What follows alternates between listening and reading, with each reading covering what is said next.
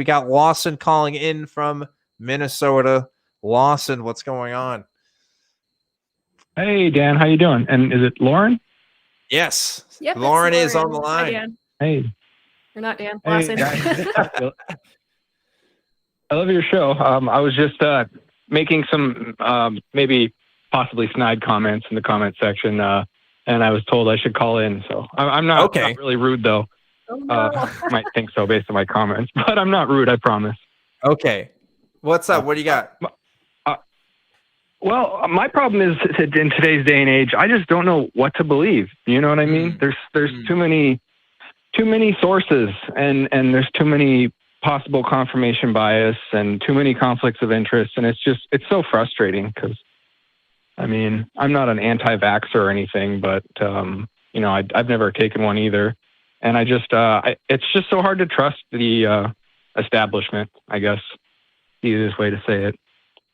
Yeah, I get that. And I want to say first, and then I want to let Lauren talk about this. I'll tell you that I didn't understand how news actually worked until I went to college and I started taking media courses. And I got like a firsthand understanding from one professor that worked in news and other professors that have worked in media of some kind that actually demonstrated to me, oh, this is how people get this information. And here's the ethics and standards of practice that people in news work towards to getting that information.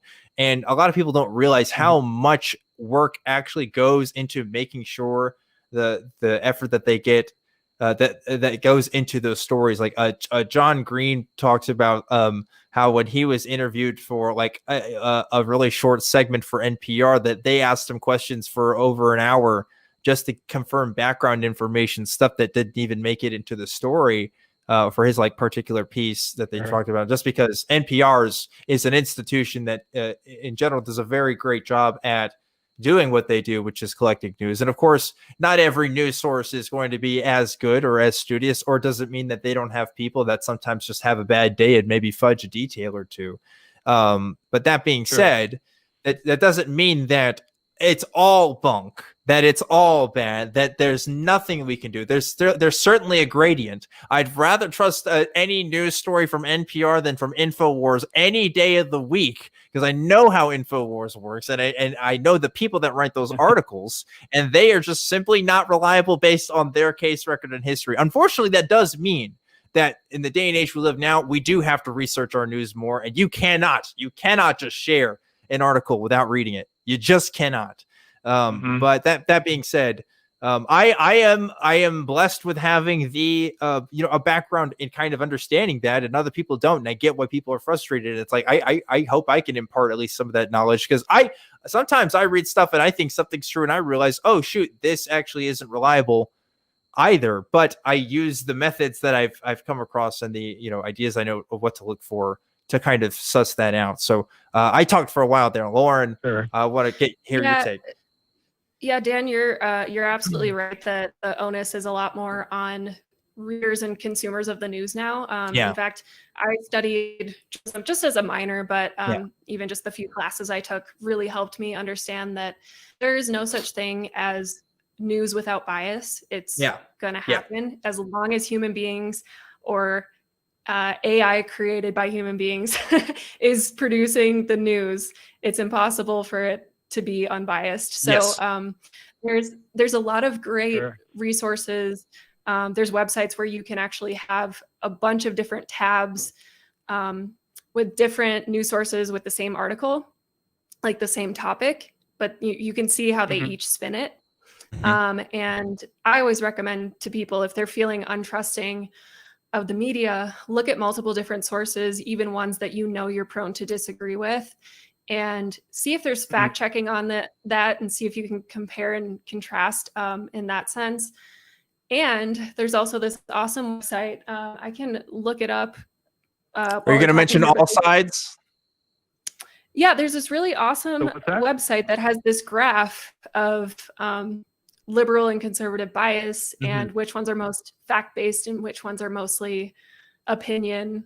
And it's awesome. I could be wrong, but I think you're talking about allsides.com. Allsides.com has great stuff on that. And there's also some websites that can tell you, which sources can have biases and what to look for and stuff like that. But even beyond that, you know, I would say that you can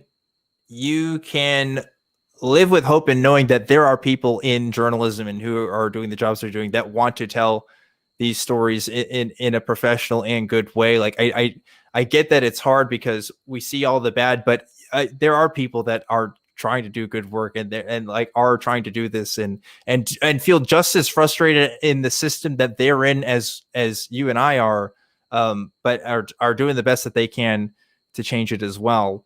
I had another point I was going to make there, but go ahead. I can't remember what it was. Lawson, is there another part? Because you said you're kind of distrustful of the establishment as a whole. Is there something else besides the media that you're especially concerned about? Well, yeah, I mean, obviously nobody really trusts the government fully, but, sure, yeah. you know, I used to be really, really big into conspiracies. It was like, you couldn't get me to shut up about it. This was like 10 years ago, but since I think I've matured, but there's still some like remnants of cynicism within me. And I don't know, I don't like the censorship I see as well. I mean, you know, like I think it was Facebook just said like they're only going to have verified facts on now or something to that nature. And I don't see how they're going to accomplish that. But it just kind of to me says, hey, we're just going to not put on what we don't, you know what I mean? Yes. And like, you know, I see what you mean in that there's a fact checker going on there that is going to prevent certain sources of information going on. You know, like we don't like censorship like as a whole, and that's totally fair. I think what Facebook is specifically doing with that, I think it's something I could be wrong with this. What Twitter has done is they have the little notifications that say, hey, like this is, you know, this is a questionable source, so they'll do the fact check. I know they banned some specific ones. I know they banned specific QAnon ones. And I get like on the face of that, that's kind of disheartening, but like that fact checking has already been happening in the news publications themselves, even before it's going on your social media feed anyway. I think that there's been a lot of debate about like, oh, like what is the role that social media is going to play? How come big tech is already taken over? Well, I mean, guess what? The news companies themselves are already going through this stuff. Like they have their own editors and they have their own people that are checking this out before they put it out there. And I am personally I'm not as wary as some people when it comes to stuff like Facebook doing these fact checker stuff, because everything I've seen, it's always been stuff that you've always been should have worked out for. I don't think there's anything. Well, I have yet to see any evidence of a story, like a legitimate story that has been completely, you know, shut down because of Facebook. But I'm not discounting that the possibility could happen either. But I haven't seen that to be the case yet. So I don't know. Yeah, or like on Twitter, they'll flag Facebook is a publisher. On Twitter, they'll flag a bunch of tweets that are conspiracy level, mostly he who shall not be named tweets. And you know, they'll flag all his tweets, but then they'll actually post links to factual information, or like if anyone says the word COVID on like YouTube or Instagram, stuff like that, they'll post links to CDC guidelines and information. So in that sense, they're not really taking information away as they are providing bird information and hoping that people look at that side of it. Yeah, you had said something earlier, Lawson, but I couldn't quite hear you. Well, yeah, sorry about that. They need to decide if they are a publisher or a platform. I mean, that's the $1 million question right now, isn't it? Yeah, it is. Like this is something that we should have been talking about years ago. What we are talking about now, because like Facebook has already caused harm. It has caused literal genocides in the world. A lot of people don't realize that, but you know, you could look at the history on that, specifically in the countries that it's affected, and the political sort of regimes that have been overturned because of Facebook groups. Like there's a lot of history to it that we are still learning the full effects of. So like something has to be done. That's my take on it, at least. As it exists currently, it is dangerous. The reason why QAnon is as big as it is now is because of Facebook. I'm fully convinced of that. Facebook more so than any other specific social media platform, because we see the most active participation in QAnon coming from Facebook and Twitter to some extent. But Twitter took measures much earlier than Facebook did to sort of curb that. And if Facebook had taken measures earlier, then we probably wouldn't have seen it. Ironically, the people that took the fastest measures when it came to QAnon was 4chan, which is where QAnon started. 4chan was the first place, as far as I'm aware of, to kick all like QAnon stuff off, which they eventually went over to 8chan and stuff. But like that was probably the best thing that they could have done. Like, even though they were the ones that started it, but other social media places didn't take to it as fast, either because they didn't take it as seriously or because we have this idea that every single person should have a voice. And, well, obviously I agree to that to a logical extent. I also realize I do not want to see InfoWars in the same place as NPR. Like we're saying, they do not occupy the same category because the quality of information they produce is not the same. And we shouldn't put them next to each other and pretend like they're the same and pretend like they are giving us the same quality of information, because they're just not. It's just a fact that they're not. And it can be repeatedly demonstrated. So. Right. And the Constitution doesn't protect people's right to be an asshole. Yeah. It doesn't protect their right to take away other people's rights. Yeah. Yeah. No, it does. I would say to a degree. You can be an asshole, but like that doesn't mean like it's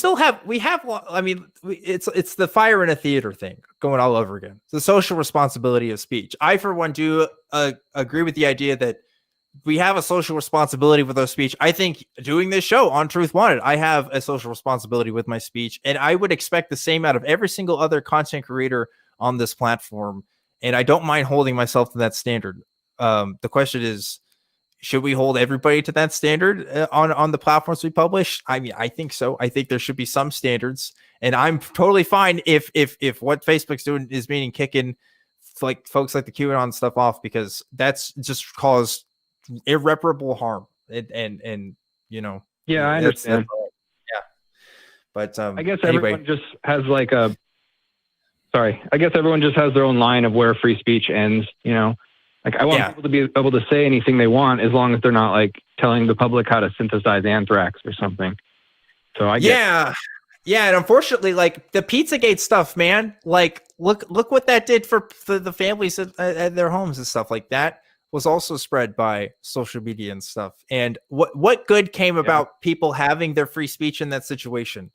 I can't imagine anything good came from that. So I think there are some clear-cut cases. Yeah. It may not be clear-cut every single time. And I'll be the first to admit, I don't have an exact legal definition of what exactly these platforms need to do, but I have no problem with implementing something, because we're living in a time where nothing has been the status quo for a long time, and this is the result. And here we are. So anyway, a lot of feelings about this, but I'm so glad you called, Lawson, because this is something I think about a lot.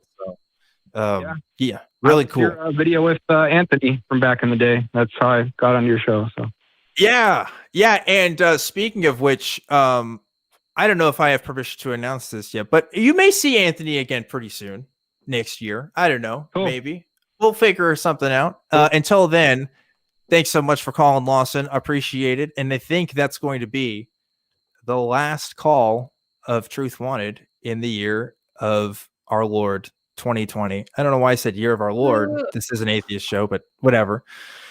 Lauren, the Dark Lord.